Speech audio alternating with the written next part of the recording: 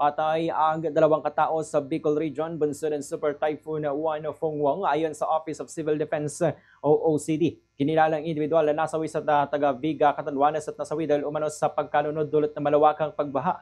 Bagamat binanggit ng OCD, ng ulat ay isa sa ilalim pa sa verifikasyon. Sa kabuuan, umabot sa 1,179,086 na katao o 344,413 na pamilya ang sumailalim sa preemptive evacuation mula sa mga rehiyon ng Cordillera, Ilocos, Cagayan Valley, Central Luzon, Calabarzon, Metro Manila, Bicol, Western Visayas, Central Visayas at Eastern Visayas. Sa pinakamarami naman sa kanila ay mula sa Bicol Region na umabot sa 671,254 na katao o 196,462 na pamilya, habang sa Eastern Visayas naman ay may 259,145 na katao o 71,692 na pamilya na lumikas.